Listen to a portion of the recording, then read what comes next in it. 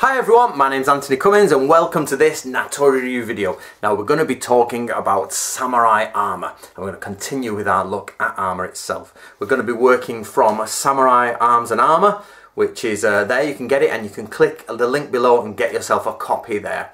So what we're going to talk about today, we're going to talk about the lowest band of your samurai armour. If you have a quick look here, you can see there's a band right at the bottom. This band is called Hotei. Okay, this lowest band is called Hotei, but you cannot see it when armour is completely on you because it is covered by the threads of the gessen, basically the tassets, the thigh protecting plates that are attached to the body armour. That is in the way. Now, on traditional samurai armour, this Hotei is curved. It's got a slight curve on it. So if you're looking down, there'll be a curve outwards there. You can see it literally curve outwards, but this is hidden by all the different threads. Now, this is called Yari Domari. Now, the reason for this is because it's a spear stopper. Now, the idea is that if you get hit with a spear and it glances down, not only glances, but it's pushed down by the armour, it will go straight into your groin. If your armour does this, the spear will go in and go straight into your groin. So therefore the armour does that and curves out so it gets stuck there and glances off to the side. That is what it is, it's a spear stopper. Traditional Japanese made ones have a curve in them, but you can't see it until you actually have a look under the skirts, if you like. So you've got to make sure that this is on, and the idea is that there's a spear thrust, and eventually one will get through to your groin, so you're protecting your groin. Remember, we talked last time about protecting the cords, then you protect your side because that's on a hinge, and then as you get down you protect your groin area with the spear stopper.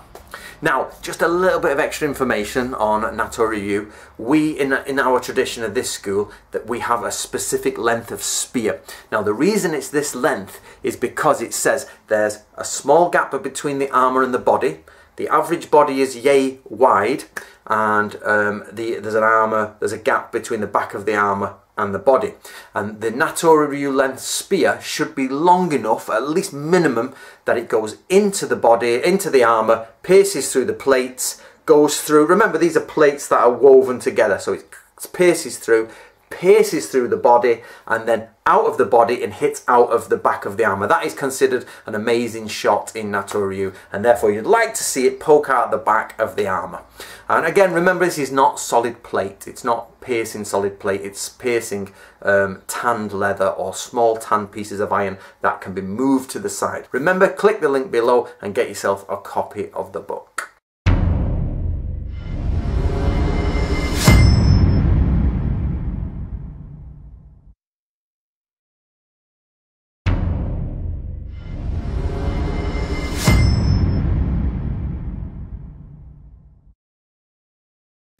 Hi everyone, my name is Anthony Cummins and welcome to this. We're up to number 12 in the Understanding Samurai Armour series. We're of course working from the Book of Samurai Book 2. Get yourself a copy.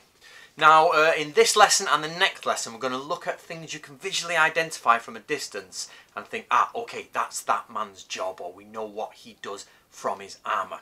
In this lesson we're going to talk about gauntlets. Now gauntlets are basically the cloth cross section that goes over the shoulders, sometimes tied together, sometimes individual, and they are the sleeves that people put on underneath armour, but sometimes have the armoured section on the top and the arm here on the back of the hands. It all depends on the type. So here's a basic type here, which as you can see is a attached one with the gauntlets armoured on the back of the hand. But we do call most of this the gauntlet, the entire thing. However, we'll go into this another time, but they're actually names for the different sections of this. But what we're looking at here is the difference with this one. As you can see, there's no armoured section on the hand. The reason for this is that when you're in close combat, you need the back of your hands protecting. When you've got your sword out, you've got your spear out. But you don't want it when you're using a bow. It gets in the way. The finger parts get in the way, the metal gets in the way. It's not good for archery. So archers, by profession, if they're professional archers in the army, if you know what I mean, that's their full-time job, and they hope to be, you know, shooting bows for the entire war as opposed to jumping in there and smashing people, then they will have none. They actually have a frilly bit here, bizarrely, but they don't have the armoured hand. So if you're looking from a distance, you can see they've not got the armoured gauntlets on. You can assume, you say, ah, an archer. Okay. If they do have the armoured gauntlets on, you're like, he's not using a bow. The person in the armour will not be past a bow. You know what I mean? That's what you can identify from a general look at the two. Now, of course, get the copy of the book from the links below. Enjoy that, keep up to date. And next time we'll talk about how you can tell about the person, whether he's mounted or not mounted.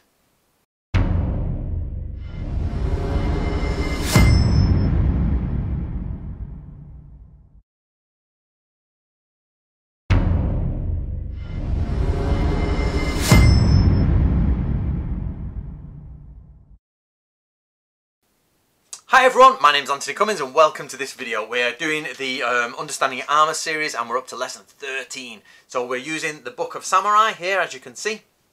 This is number 2. The link's below to get yourself a copy to keep up to date with us. Now, last time we talked about how you can identify if somebody's an archer or not by the gloves or the gauntlets they wear. Now, you can tell if someone is mounted or not mounted by the greaves that they wear. Now, greaves are protective forms that cover the bottom of your legs. And these can be, in Japan, they can be very simple cloth ones with bars down, or they can be all enclosed, beautiful, well engraved, gorgeous pieces of equipment. They're both greaves. So, what we've got here is 2 styles. The first one, as you can see here, has a kneecap. Now, you can see the top of this, it's called the Crown of Hell. Now here's a picture of Enma, who is the judge, basically the judge of hell, the king of hell. And you see his crown, it resembles the same shape as the one in this one. Remember, go back to this. The top of the greaves look the same, and they're called the greaves of hell, if you like, or the crown of hell, or greaves with the crown of hell upon them.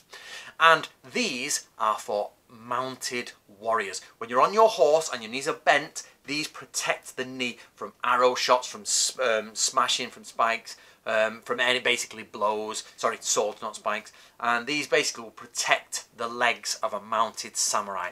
But when you walk in them, which I have done, you walk, it hits the top of your thighs very lightly, but after a while it gets quite annoying. So they're a little bit, or you can put your legs together and knock the inside of your leg, and you're like, oh, you know, because that crown of hell becomes hellish. So what you do is, non-mounted people should be using this set without the crown of hell on. And these cut off just below the knee. And then hopefully your armoured skirts go down. However, in most old pictures, most people on the ground are not wearing these, and their actually knees are exposed and the bottom of their thighs are exposed, which is, you know, you could argue, is that good or is that bad? But if you look at old pictures of battles, not the later pictures of samurai, who tend to be in full with everything, but the older pictures close to the time, they tend to be quite bare-legged, a lot of the samurai, and barefooted beyond, you know, straw sandals. They don't have cloth around them. It's only later you get a lot of these, you know, people showing there's rich with lots of images of them basically fully armoured. So just be aware of this. So if you see someone with the greaves of hell, then they're mounted. If you see someone without the greaves of hell, then they are footed soldiers on a basic level. Okay, obviously, you know, you could have variations on that, but that's the basic looking at them. Click the link below and keep up to date with the series. I hope you enjoyed it.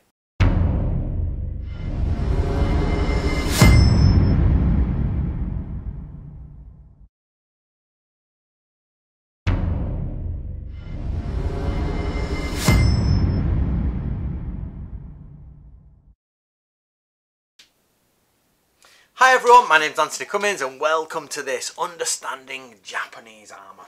Of course, today we are working from, Samurai Arms, Armour and the Tactics of Warfare. The link will be below to get a copy of the book. Now we're going to talk about the 2 main pieces of armour. Now, first of all, let's put the pictures up. We've got here, this is O-Yoroi, this is older style armour, and then we have Gusoku, which is more modern or more compact armour.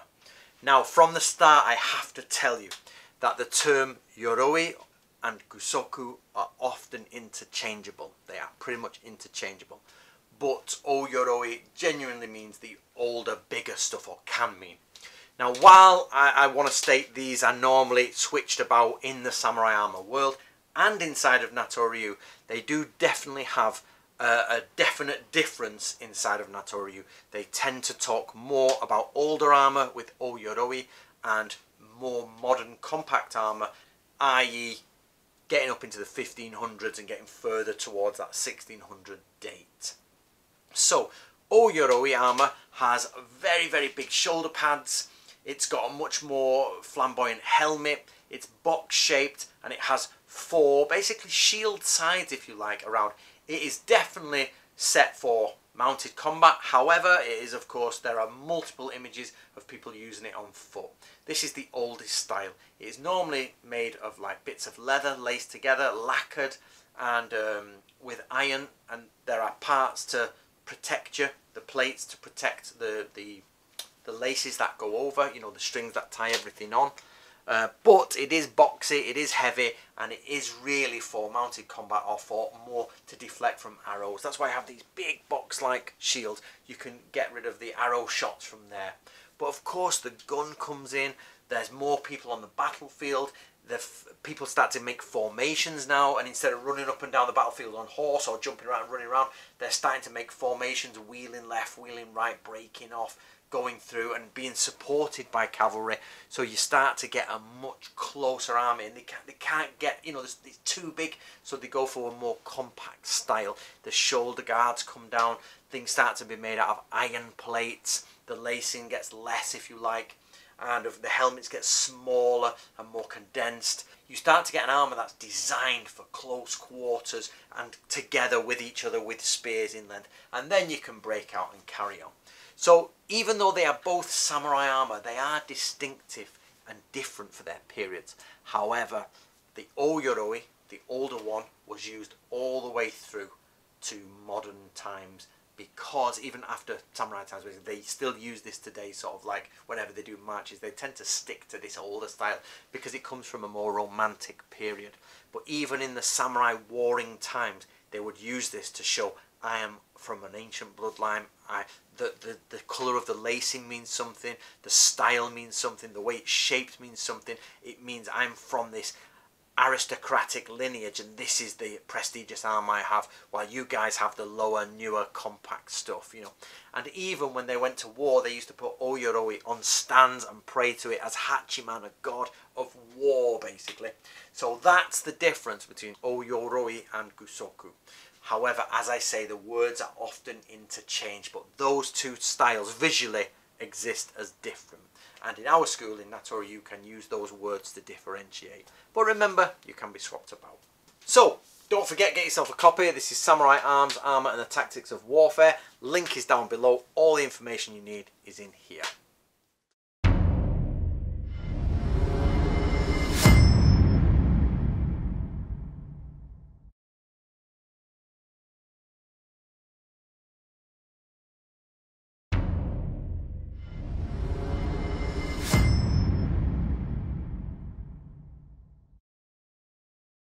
Hi everyone, my name's Anthony Cummins, welcome to this. This is our final episode, the 15th episode of Understanding Japanese Armour.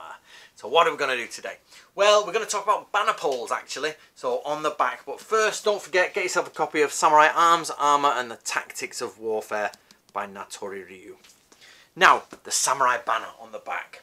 We learnt in the first Natori Ryu book that there's a certain way you have to deal with the 5 elements. So the yin-yang theory that moves into the 5 element theory, that becomes cycle of creation, cycle of destruction, and that your armour is based on understanding these concepts of chi basically, and yin-yang, and this idea of creating energies that focus in the right way depending on the ancient Chinese ways. And banners are no different. So the banner has got to really stand out. However, the banner pole itself is picked on a specific day. It's picked from a banner that's in a specific direction that is only for you, basically, and to do with your own cycle of generation and regeneration, if you like, in the 5 element theory. But also, what a lot of people don't realise is there are superstitions about banners. So we do know from the Gunpo Gyoshu manual that if a banner goes a certain way, then it's bad luck, and if it shifts this way, it's good luck. So what we find in Natori Ryu is actually a way to hold the banners down and stop them and make them ride up easier and down so they don't quite fly all over the place. And I'll put a picture here. This is it. And the idea is it's little bits of bamboo tied together that you use to go up and down the pole and basically attach the bottom of the banner to, so it doesn't ride too high. Now, of course, so what you've got to remember here is you've got a banner pole that's designed for you. It's got your personal, it basically fits in with your personal creation cycle. It's weighted down with these little rollers so it doesn't go all crazy and then you get bad luck. But at the same time, it's got like an angled iron bar. So if you do break your banner pole, you can make a new one and fit it into the bamboo, put some new stuff on, get your banner going and crack on. Now, what you don't realise, or what a lot of people don't realise, is that most samurai, in fact all samurai, would have a banner of some form. You don't put your banner on in night attacks because nobody can see it, so what's the point? It's like, I put my banner on, nobody can see you, it's dark. Okay, right, I'll take this makeup off. You know, that sort of stuff. And then, of course, in bushes, when you're going for a raid through bushes, you can't take your banner. But on the whole, you must have your banner. In fact, you need to take permission, or need to ask permission to take your banner off sometimes. Or, Natoryu says, if the guy has got no banner, he's either the lowest of the low or really high because he doesn't need permission, he just take it off, he can do whatever he wants. So he's really high. So they say check the armour. If the armour's too expensive, now it doesn't mean it's got lots of gold on it, but basically if it's well-made armour, really quite well made, and the guy's not got a banner, you know he's high ranking. Where if it's not greatly made armour, he's got no banner, he's low ranking, he doesn't even get a banner. But on the whole, most samurai would have a banner. So you've got to think, when you're thinking about samurai and samurai armour, get them banners in your head. Banner, the pole is important to you, the day you pick it is important, the direction it's growing is important, whether the flag goes up and down is important, and also the angle fixed to keep it there is important. Not that's just more practical, but the point is that you can insert these, put them on, and make sure your banner works properly in that fashion. Now, banners are very complicated in samurai war. There's lots and lots of complicated elements. So, but on a simple idea is that you must know that you have a banner on your back that either says what division you're from, shows you as an independent warrior, someone who's, you know, you've got your own stuff on there, or you're a lord and everybody's carrying your banner, which is the same, you know. Now, it's the famous story of the white banners, which in the West is cowardly, but in Japan it's not. White is not cowardly in Japan. And the idea is that the order was given out, everyone to wear banners with a centipede on. And this guy, so all the centipedes are on it, and this guy charges out, and he's just got a white banner, and people pull him in. Where's your banner? Where's your centipede? And he goes, I've got one. And he's got this tiny little centipede painted on it at the bottom. He says, still on there, but you all recognise me because I'm the only one that's got a blank white banner, and you know who I am. This is my name. I've not broke the law. I've got the centipede on it. You never said what size it had to be. Now watch me perform. That's an example of using banners in Japan. Okay, thank you very much for keeping up to date with the series. Hopefully that's all been great and educational for you. Do get yourself a copy of the book. It's Samurai Arms, Armour and the Tactics of Warfare. You know, re-watch the series again if you want to. There's plenty of information there. But at the end of the day, you can go and mine that book and get loads out of it. Okay, my name's Anthony Cummins. Thank you very much.